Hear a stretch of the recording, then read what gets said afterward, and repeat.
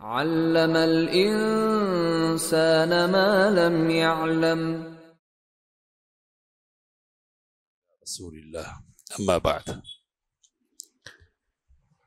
فقہ السیرہ کی ہفتہ واری مجلس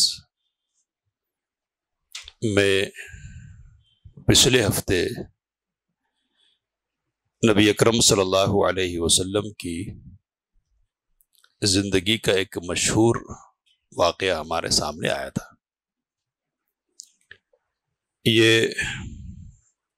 واقعہ خانہ کعبہ میں حجر اسود کو اس کی جگہ پر رکھنے کے سلسلے میں اٹھ کھڑے ہونے والے جھگڑے کو ختم کرنے کا واقعہ تھا۔ بات یہ آئی تھی کہ خانہ کعبہ کی دیوار جب اتنی اٹھ گئی کہ اب حجر اسود کو اس کی جگہ پر رکھنے کا وقت آ گیا، تو قبائل کے درمیان اس کے سلسلے میں اختلاف پیدا ہو گیا۔ ہر قبیلہ اس بات پر مصر تھا کہ وہی اس شرف کو حاصل کرے گا۔ بعض قبیلوں نے خون میں ہاتھ ڈبو کر یہ عہد کیا کہ جان قربان کر دیں گے لیکن اس شرف سے محرومی گوارا نہیں کریں گے۔ تو ابو امیہ بن ولید مخزومی نے مشورہ دیا کہ مسجد حرام کے دروازے سے جو شخص پہلے آئے ہم اس کو اپنا حکم بنائیں گے اور اس کی طرف سے جو فیصلہ ہوگا ہم اس کو قبول کریں گے۔ سبوں نے اتفاق کیا۔ نبی اکرم صلی اللہ علیہ وسلم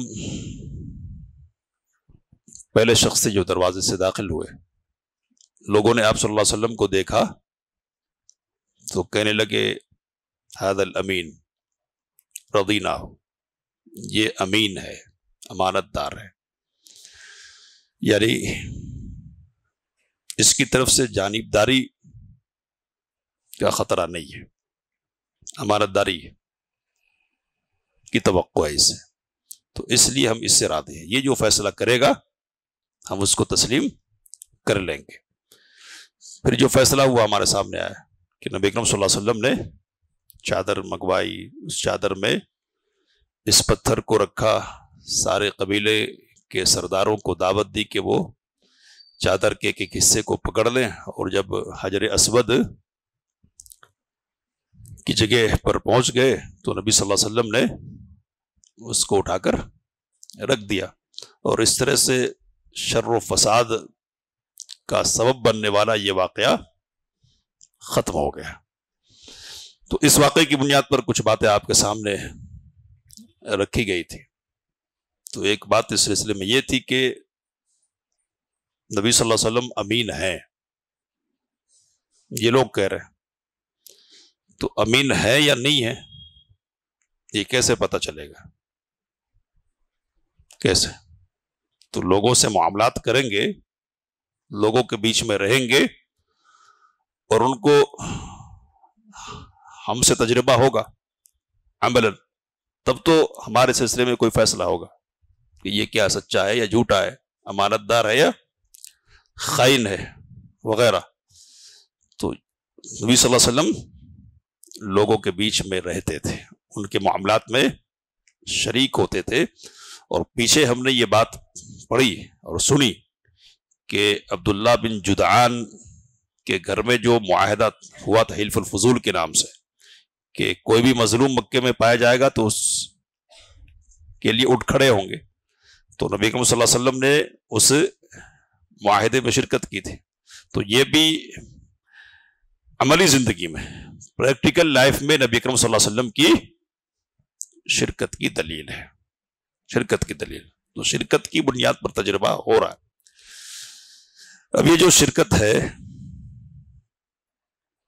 اس میں اس بات کا ڈر ہے کہ سب جدھر بہہ رہے ہیں ادھر آپ صلی اللہ علیہ وسلم بھی بہ جائے. اور معاشرے میں جو خرابیاں ہیں ان خرابیوں کا کچھ نہ کچھ اثر آپ صلی اللہ علیہ وسلم کی زندگی پر پڑے، لیکن نبی اکرم صلی اللہ علیہ وسلم کی سیرت کا مطالعہ بتلاتا ہے کہ خرابیاں آپ پر اثر انداز نہیں ہوئی. اعتقادی برائی ہو، اخلاقی خرابیاں ہوں، عملی کمزوریاں ہوں،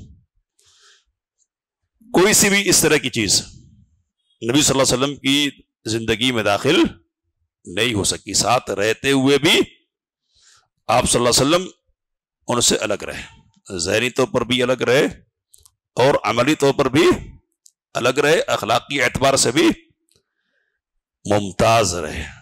ممتاز. اب یہ سب کچھ کس لیے تھا؟ کس لیے؟ تو اللہ کی طرف سے یہ سارے انتظامات ہیں. مولانا صفی الرحمان مبارک پوری رحمۃ اللہ علیہ آگے لکھتے کہ آپ صلی اللہ علیہ وسلم بچپن ہی سے سلیم العقل، یعنی عقل کے اعتبار سے محفوظ اور پختہ تھے، پاک دامن اور بھرپور قوت کے مالک تھے، طاقت بھی تھی. ویسے ہی جوانی اور پختگی کا زمانہ آیا تو آپ کی خوبیاں اور نکھر آئی، کھل کر سامنے آئے. آپ درست سوچ، صحیح نظر یعنی غور و فکر کی صلاحیت، بہترین اخلاق اور عمدہ عادات کا سب سے بلند نمونہ تھے. سچائی اور امانت، مردانگی اور شجاعت، عدل اور حکمت، زہد اور قناعت، بردباری اور عفت، صبر و شکر، حیا اور وفا، خیرخواہی اور تواضع سب میں ممتاز تھے. بھلائی اور احسان میں آپ کا کوئی ثانی نہ تھا. گواہی آئے گی ہمارے سامنے. ابو طالب نے کیا خوب کہا ہے کہ ابیض یستسقى الغمام بوجہہ ثمار الیتامی عصمت للارامل. وہ گورے مکھڑے والا یعنی گورے چہرے والا کہ جس کی برکت سے ابر رحمت برستا ہے، وہ یتیموں کا سہارا اور بیواؤں کا نگہبان ہے. تو چچا نے گواہی دی ہے بچپن میں اخلاق کے سلسلے میں آپ بڑی صلہ رحمی کرتے تھے، لوگوں کا بوجھ اپنے سر لے لیتے تھے. یہ سب سیدہ خدیجہ رضی اللہ تعالیٰ عنہ سے متعلق روایت آئے گی ہمارے، اس کی بنیاد پر بات کہی جا رہی ہے. تنگ دست کی ایسی مدد فرماتے کہ مالدار ہو جاتا یا روزگار سے لگ جاتا. مہمان کی میزبانی کرتے اور مصیبت کے مارے ہوں سے تعاون فرماتے. اللہ نے آپ کی حفاظت و مہربانی کا خاص انتظام فرمایا تھا، خاص انتظام. اور قوم کے اندر پھیلی ہوئی خرافات اور برائیوں کے خلاف آپ کے دل میں نفرت ڈال دی تھی، نفرت تھی. آپ کڑتے تھے. چنانچہ آپ بتوں کی عید پر حاضر نہیں ہوتے تھے، نہ شرک کے میلوں میں جاتے تھے. آپ آستانوں یا غیر اللہ کے نام پر ذبح کیا ہوا جانور کھاتے، نہ بتوں ہی کو چھوتے اور ان سے تقرب حاصل کرتے. لات و عزا کی قسم تو سننا بھی گوارا نہ کرتے تھے. تو یہ مختصر لفظوں میں کئی واقعات ہیں نبی صلی اللہ علیہ وسلم کی سیرت کے جن کو سمیٹ دیا ہے مولانا صفی الرحمان مبارک پوری رحمہ اللہ نے. شراب کی مجلسوں میں کبھی شرکت آپ کی نہیں ہوئی. گانے وغیرہ کی محفلیں لگتی تھی اور جوانی میں اس قسم کے واقعات پیش آ جاتے ہیں اور برا بھی نہیں سمجھاتا کہ جوان ہے اس کو گوارا کر لی جاتا. لیکن نبی اکرم صلی اللہ علیہ وسلم کی جوانی بھی ان باتوں سے محفوظ رہی. ابھی اشارہ آئے گا کہ 2 موقعوں پر صرف خیال گزرا اور آپ صلی اللہ علیہ وسلم عملی طور پر شرکت کے لیے گئے، لیکن اللہ تعالیٰ نے ان 2 موقعوں پر بھی حفاظت فرما لی آپ صلی اللہ علیہ وسلم کی. بتوں کو نہیں چھونے کی بات آئی ہے، چھونے کی. تو حضرت زید بن حارثہ رضی اللہ تعالیٰ عنہ کی روایت ہے کہ اساف اور نائلہ 2 بت تھے. اساف اور نائلہ، ایک صفا پر بت تھا اور ایک مروہ پر. لوگ طواف کرنے کے بعد جب سعی کرتے تھے نا تو ان بتوں کو چھو کر ان سے تبرک حاصل کیا کرتے تھے، برکت حاصل کرتے تھے. حضرت زید بن حارثہ رضی اللہ تعالی عنہ کہتے کہ نبی صلی اللہ علیہ وسلم کے ساتھ میں تھا، آپ صلی اللہ علیہ وسلم نے کہا کہ ان بتوں کو نہیں چھونا. لیکن میں نے اندیکھی کرتے ہوئے کہ آپ صلی اللہ علیہ وسلم کیا کرتے ہیں, میں نے چھو دیا. تو آپ صلی اللہ علیہ وسلم نے ڈانٹ لگائے اور کہا کہ یہ چھونے کے لائق نہیں ہے, یہ اس لائق نہیں کہ ان کے سامنے جھکا جائے اور ان سے برکت حاصل کی جائے. میں نے منع کیا تھا, غلام تھے نا. تو اس طرح سختی سے نبی صلی اللہ علیہ وسلم نے روکا ہے. بحیرہ جو راہب ہے جس سے ملاقات کا ذکر ہوا پہلے, تو بحیرہ سے جب ملاقات ہوئی تھی تو اس نے عربوں سے سن رکھا تھا کہ وہ لات اور عزا کی قسم کھاتے ہیں, ہے نا. تو اس نے نبی صلی اللہ علیہ وسلم سے کہا کہ میں لات اور عزا کے واسطے سے آپ سے پوچھ رہا ہوں, حوالہ دے کر. تو نبی صلی اللہ علیہ وسلم نے کہا کہ نہ, ان دونوں کا حوالہ ہمارے پاس نہیں چلے گا, نہ ان کا حوالہ نہیں چاہیے. سختی سے وہاں بھی نبی کریم صلی اللہ علیہ وسلم نے منع کیا. تو اس طرح سے بت پرستی سے مکمل طور پر مکے کے لوگ عرفہ کو نہیں جاتے تھے. وقوف عرفہ ہے نا, تو عرفہ کی طرف نکلنا ہے, حرم کی حدود سے باہر کا معاملہ آتا ہے. تو اپنے آپ کو دوسروں سے ممتاز رکھنے کے لیے نہیں جاتے تھے. لیکن نبی کریم صلی اللہ علیہ وسلم نے اس مسئلے میں ان کی مخالفت کی, اور باہر آپ صلی اللہ علیہ وسلم گئے جہاں جانا چاہیے. اور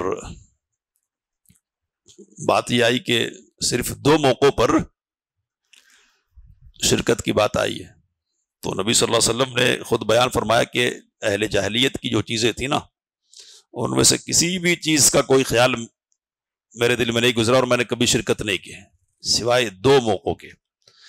تو ایک موقع سے آپ صلی اللہ علیہ وسلم بیان فرماتے کہ میرے ساتھ قریش کا ایک نوجوان تھا, بکریاں ساتھ چراتا تھا میرے. تو میں نے کہا کہ میری بکریاں بھی ذرا دیکھنا, میں ذرا ہو کے آتا ہوں. تو کیا کرنا ہے, تو رات میں مجلسیں لگتی تھی, قصے کہانیاں گپے وغیرہ ہوتی تھی.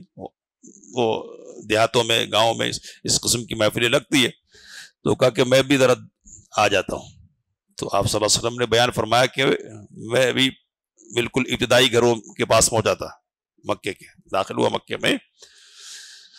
تو دیکھا کہ دف کے بجنے کی آواز آ رہی ہے, مزامیر کی آواز آ رہی ہے, گانے بجانے کی آواز آ رہی ہے. میں نے پوچھا کہ یہ کیا معاملہ ہے؟ تو کہا کہ فلاں کی شادی فلاں سے ہو رہی ہے اور اس مناسبت سے یہ سب کچھ ہو رہا ہے. تو ایک خاص قسم کی کیفیت نبی کریم صلی اللہ علیہ وسلم پر طاری ہوئی اور کہتے کہ مجھے اونگ آئی, میں سو گیا اپنی جگہ پر. اور کب اٹھا؟ سورج کی کرنیں جب جسم کو ٹچ کر رہی تب میری آنکھیں کھلی. ایک دن ہو گیا ایسا. دوسرے دن پھر میرے اندر خیال پیدا ہوا کہ آج جاتا ہوں. تو پھر ساتھی کو کہا کہ اب کل تو ایسا ویسا ہو گیا تھا, آج دیکھتا ہوں. تو دوسرے دن بھی وہ اسی قسم کا واقعہ پیش آیا. تو اس طرح سے یہ جو برا نہیں سمجھنے والی چیزیں ہیں نا, بری نہیں ہے, اس میں محفلیں لگتی ہیں, باتیں ہوتی ہے, گپیں ہاکی جاتی ہے وغیرہ, ان سے بھی اللہ تعالیٰ نے نبی اکرم صلی اللہ علیہ وسلم کی حفاظت فرمائی. تو اب یہ سب کس لیے ہے؟ یہ سب کس لیے ہے؟ تو اس لیے ہے کہ یہ لوگوں کے درمیان داعی اور مبلغ بن کر ٹھہرنے والا ہے. اور جو داعی اور مبلغ بن کر ٹھہرنے والا ہے لوگوں کے درمیان نا, تو اس کا دامن صاف ہونا ضروری ہے, ورنہ لوگ اثر قبول نہیں کریں گے. ایک بات. دوسری بات یہ کہ بدخواہ جو لوگ ہوں گے نا, وہ ان باتوں کو اٹھائیں گے اور مشہور کریں گے. ابھی تک تو خود ایسا تھا, اب دوسروں کو کیا ہے نصیحت کرنے, اب پارسا بن گیا. اس طرح کے الفاظ کہنا, اب پارسا بن کے دوسروں کو نصیحت کرنے چلا ہے. تو اس طرح کا کوئی موقع اللہ تعالیٰ نے نبی اکرم صلی اللہ علیہ وسلم کے لیے آپ کے دشمنوں کے پاس رہنے نہیں دیا, ہے نا. بعض علماء نے لکھا ہے کہ بعض لوگ یہ کہتے ہیں کہ بعض روایتیں آئیں کہ نبی صلی اللہ علیہ وسلم نے بعض تہوار میں مشرکین کے شرکت کی ہے, شرکت کی. کہا کہ اگر شرکت کی ہوتی نا تو چھوڑنے والے کہاں تھے؟ چھوڑتے تھے, ذکر کرتے تھے کہ دیکھو یہ محمد ہے جس نے ہمارے ساتھ پوری زندگی گزاری ہے، اب تک جھکتا رہا، اب ایک اللہ کے سامنے جھکنے کی بات کر رہا. تو اس طرح کی کوئی بات کیا ہے نہیں رکھی اللہ تعالیٰ نے، مکمل حفاظت فرمایا. اب 2-3 باتیں ہیں جن کو ہم کو سمجھ لینا چاہیے، پھر انشاءاللہ بات ختم کریں گے. وہ معاشرہ جہاں ہر طرح کی برائیاں ہیں، ساری برائیاں ہے نا، اس معاشرے میں رہتے ہوئے برائیوں سے پورا الگ تھلگ رہنا یہ کوئی آسان بات ہے؟ تو لکھنے والے نے لکھا کہ انسانی تاریخ میں، پوری انسانی تاریخ میں کوئی ایک شخص ایسا نہیں پیش کر سکتے کہ جو اس طرح کے معاشرے میں رہتے ہوئے، بیچ میں رہتے ہوئے اتنا اوپر رہا ہو، لوگوں سے اتنا اوپر رہا. کوئی نہیں کسی کو نہیں پیش کر سکتے. وہ محمد اکرم صلی اللہ علیہ وسلم کی شخصیت ہے اور آپ صلی اللہ علیہ وسلم کی ذات ہے کہ جس کو اللہ نے اس حد تک اوپر اٹھائے رکھا. اور ایک بات یہ سمجھ لینے کی ہے کہ ذہن میں یہ بات نہیں آئے کہ جذبات نہیں تھے. سمجھ رہے بات؟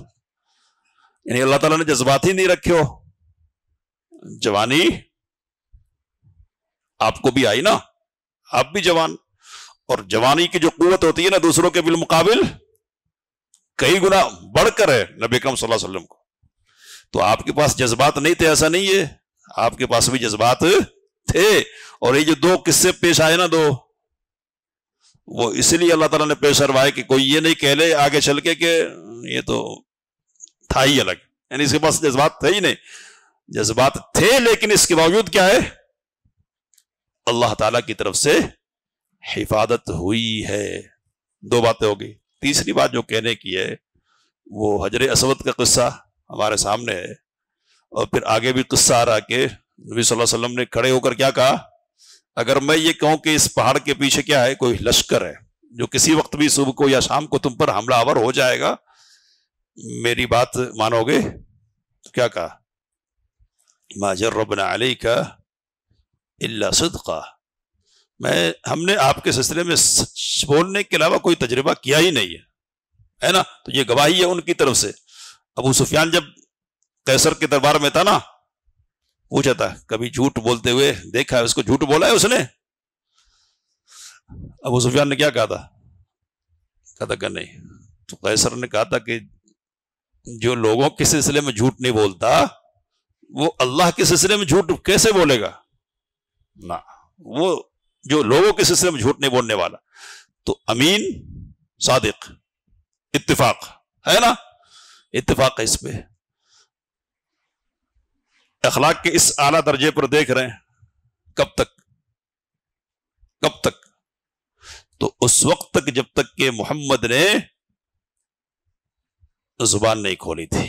کس کے لیے؟ دین کی دعوت کے سلسلے میں. دعوت کے سلسلے میں جیسے ہی زبان کھلی، اب یہ محبوب کیا ہو گیا؟ مبغوض ہو گیا. اب وہ صادق نہیں رہ گیا، وہ امین نہیں رہ گیا، کیا ہو گیا.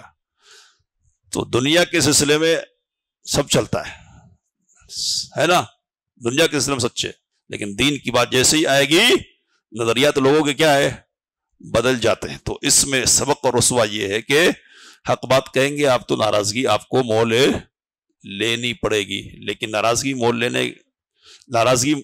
ہونے کی وجہ سے حق بات کہنا نہیں چھوڑنا. اگر یہ سوچ رہے تھے نبی صلی اللہ علیہ وسلم سماجی اسٹیٹس میرا کیا ہے، سب تو آنکھوں پہ بٹھاتے نا، یہ ہم کو فکر دامن گر رہتی ہے.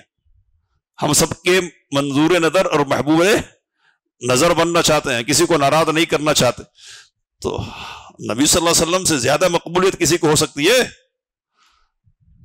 حجر اسود کا قصہ پورا، پہلی مرتبہ جب تبلیغ کے لیے کھڑے ہوئے پورا قصہ سامنے رکھیے، ہے نا. اور بھی دوسرے واقعات، حضرت خدیجہ کے ساتھ کے جو واقعات ہیں ان کو سامنے رکھیے. تو آپ صلی اللہ علیہ وسلم سے بڑھ کر کسی کو محبوبیت مل سکتی ہے؟ بتائے پہلے ہی سمجھا دیا کہ کس نے بات آئے گی ہمارے سامنے، ورقہ بن نوفل نے، کہ جس نے بھی یہ کام کیا ہے. نبی صلی اللہ علیہ وسلم تعجب سے پوچھ رہے تھے کیا اوا مخرجی ہم میرے کو نکال دیں گے، مجھ کو نکالیں گے؟ کہا کہ جس نے بھی آپ جیسی دعوت دی نا اس کے ساتھ ایسا ہی ہوا. تو اگر وہ اسٹیٹس جو ہے لوگوں کی نگاہ میں جو مقام ہے اس کی فکر کرتے تھے تو پھر دعوت کے لیے آگے نہیں بڑھتے تھے. تو وہ فکر نہیں کرنے کہ فلاں ناراض ہو جائیں گے، فلاں کی نگاہ میں مقام نہیں رہ جائے گا. کس کی نگاہ میں مقام بنانا ہے؟ تو محمد صلی اللہ علیہ وسلم کا جو مقام اللہ تعالیٰ کے یہاں ہے نا، سمجھ لیجئے، محمد صلی اللہ علیہ وسلم کا جو مقام اللہ تعالیٰ کے یہاں ہے وہ اس لیے نہیں ہے کہ آپ صادق تھے، اس کی وجہ سے بھی ہے، لیکن اصل کہہ رہا ہوں امین آپ صلی اللہ علیہ وسلم ہے اس لیے نہیں، اس لیے تو وہ مقام ہے محمد الرسول اللہ ہونے کی حیثیت سے. محمد صادق، محمد امین اور محمد فلاں جمیل، ساری اخلاقی خوبیاں، شخصی خوبیاں اپنی جگہ پر، لیکن جو مقام ہے اللہ تعالیٰ کے یہاں نا وہ ان شخصی خوبیوں کی وجہ سے نہیں، اصل میں وہ کس خوبی کی وجہ سے؟ رسول ہونے. رسول ہونے کا مطلب کیا ہے؟ تو محمد صلی اللہ علیہ وسلم کو مقام اگر اس خوبی کی بنیاد پر ملتا ہے نا تو ہم اسی خوبی کے حامل ہیں اصل میں، دعوت کے حامل اصل میں. تو ہماری جو وراثت ہے اصل میں وہ دعوت کی وراثت ہے. ہماری خوبی بھی اللہ تعالیٰ کے یہاں اسی بنیاد پر متعین ہوگی، اور ہماری عزت اور ہماری رفعت اور ہماری بلندی بھی اسی بنیاد پر طے ہوگی. ہم کو یہ سمجھ لینا چاہیے. رزق کا کام ہوتا ہے، ناراضگی کا کام تو ہے لیکن کرنا ہے، اس کے لیے سوچنا ہے. اور کشتی نجات یہی ہے، اس کے علاوہ کوئی راستہ اور نجات کا نہیں ہے. اللہ ہم سب کو سمجھنے اور عملی طور پر برتنے کی توفیق منعت فرمائے. آمین. وآخر دعوانا الحمد للہ رب العالمین. السلام علیکم. علم الإنسان ما لم يعلم